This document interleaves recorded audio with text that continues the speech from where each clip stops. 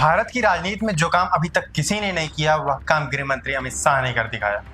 संसद में ऐसा बिल पेश किया है जिससे विपक्षी पार्टी के नेताओं की नींद उड़ गई। यही कारण है कि पूरा विपक्ष बौखलाया हुआ है, संसद में शोर मचा रहा है और यहाँ तक कि अमित शाह के चेहरे पर कागज फेंकने की भी नौबत आ गई। नमस्कार, मैं सुशांत प्रताप सिंह हूं और आप देख रहे हैं यूपी न्यूज। आखिर ऐसा कौन सा बिल संसद में लाया जा रहा है जिसने नेताओं की रातों की नींद उड़ा दी? आइए जानते हैं इस वीडियो में कि आखिर उस बिल में ऐसा क्या है जिसका पूरा विपक्ष विरोध कर रहा है, जबकि आम आदमी पार्टी उसका समर्थन कर रही है। सालों से हम देखते आए हैं कि सत्ता की कुर्सी भ्रष्टाचारियों की बपौती बन गई। नेता मलाई खाते रहे, घोटाले करते रहे और जब जेल गए तो वहीं से सरकार चलाते रहे। जनता का विश्वास टूटता रहा, लेकिन सत्ता का लालच उनकी कुर्सी से चिपका रहा। लेकिन अब मोदी सरकार का लाया हुआ क्रिमिनल लीडर बिल इन सब पर सीधा प्रहार करता है। इस बिल के मुताबिक अगर कोई प्रधानमंत्री, मुख्यमंत्री या मंत्री गंभीर आरोपों में गिरफ्तार होता है और लगातार 30 दिनों तक जमानत नहीं मिलती तो उसकी कुर्सी अपने आप चली जाएगी।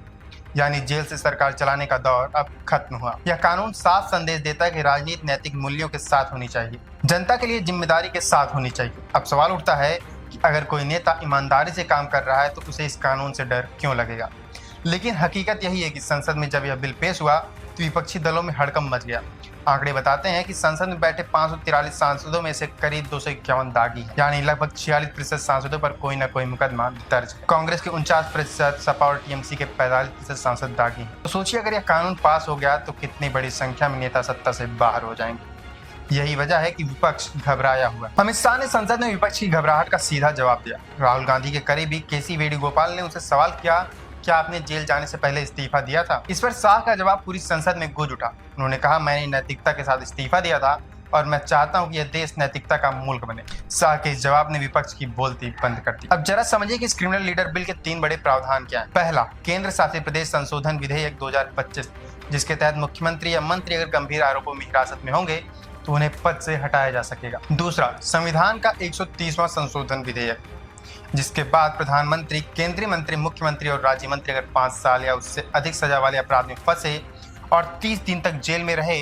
तो उनकी कुर्सी अपने आप छिन जाएगी। तीसरा, जम्मू और कश्मीर पुनर्गठन संशोधन विधेयक 2025, जिसमें भी यही प्रावधान लागू होंगे ताकि वहां की सत्ता भी भ्रष्टाचार की गिरफ्त से बाहर लाई जा सके। अब जरा सोचिए कि क्या इस कानून में कोई कमी है या फिर विपक्ष सिर्फ इसलिए विरोध कर रहा है ताकि दागी नेताओं को बचाया जा सके। दरअसल राहुल गांधी पर ईडी की जांच बैठी है। तेजस्वी यादव जमीन आवंटन घोटाले में फंसे हुए हैं और अरविंद केजरीवाल तिहाड़ जेल की यात्रा कर चुके हैं। असल में विपक्ष का डर यही है कि अगर यह कानून पास हो गया तो न केवल उनके कई मुख्यमंत्री और मंत्री कुर्सी से जाएंगे, बल्कि सत्ता से चिपके रहने की उनकी पुरानी आदतें भी टूट जाएंगी। यही कारण है कि संसद में बहस के दौरान उन्होंने शोर मचाया, हंगामा किया और यहाँ तक कि अमित शाह पर कागज फेंक दिया। हालांकि इस विधेयक को लेकर आम आदमी पार्टी के नेता व पंजाब प्रभारी मनीष सिसोदिया ने कहा कि यह अच्छा कदम है, लेकिन जैसा कि पहले ईडी और सीबीआई का दुरुपयोग हुआ है, वैसे इस कानून का भी दुरुपयोग होने की आशंका है। सिसोदिया ने कहा कि भ्रष्ट नेताओं को डर होना चाहिए कि वे हटाए जा सकते हैं।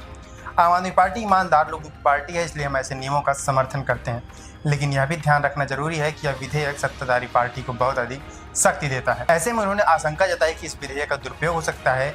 मनीष सिसोदिया ने यह भी सुझाव दिया कि अगर कोई मंत्री 30 दिन के अंदर दोषी साबित नहीं होता तो इसका मतलब है कि उस पर झूठा आरोप लगाया गया था। ऐसे में जिसने झूठा आरोप लगाया उसे जेल भेजा जाना चाहिए और उसे भी उतनी ही सजा मिलनी चाहिए जो लगाए गए आरोपों के साबित होने पर होती है।